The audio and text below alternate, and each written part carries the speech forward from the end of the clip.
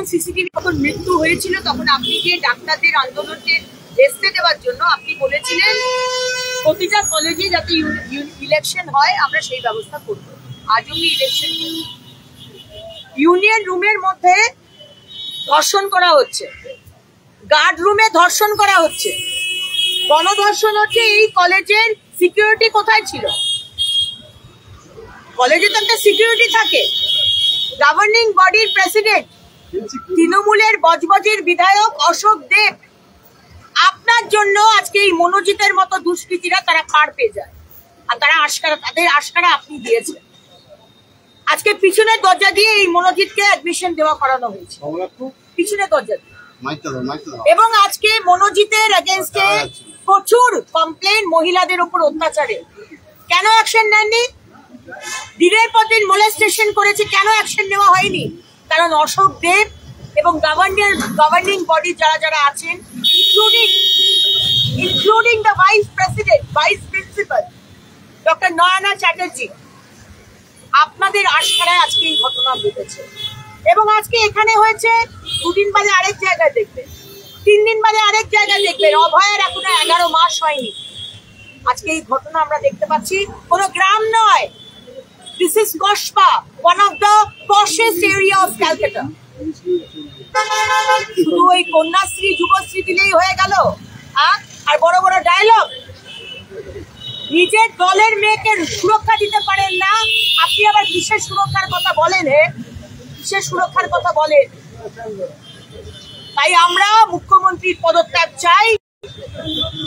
প্রতিটা কলেজে ইলেকশন হোক, যেখানে প্রিন্সিপাল নেই এই কলেজের মতো সেখানে প্রিন্সিপাল বসানো হোক, আর এই কলেজের মতো অপদার্থ গভর্নিং বডি তাকে বরখাস্ত করা হোক। করবেই তো। সুকান্ত মজুমদারকে আটক করবে না, শুভেন্দু অধিকারীকে আটক করবে না, তো কাকে আটক করবে? অনুব্রত মণ্ডলকে আটক করবে?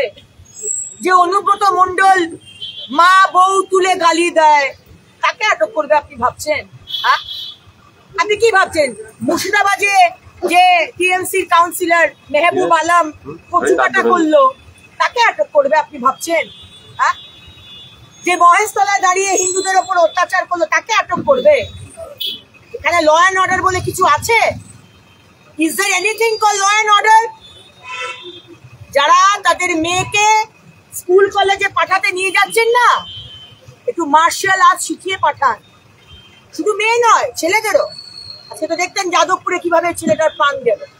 এখানে কারুর কোনো সুরক্ষা নেই। Total anarchy, total anarchy.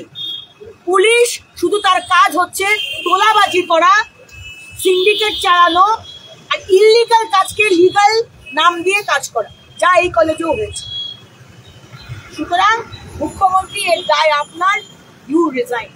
এই ঘটনার পর কেন্দ্রীয় নেতৃত্ব একটি প্রতিনিধি দল পাঠাচ্ছে। সোমবার দিন এই কেন্দ্রীয় নেতৃত্ব আসছেন, একটি প্রতিনিধি দল, এবং এসে পশ্চিমবঙ্গের কি অবস্থা এবং বাংলার মানুষ বারবার আমরা যে কথাটা বলছি যে এখানে ল অ্যান্ড অর্ডার নেই, টোটাল অ্যানার্কি, এখানে 355 বা 356 করা হোক, আমার কথা নয়, বাংলার মানুষ চাইছে।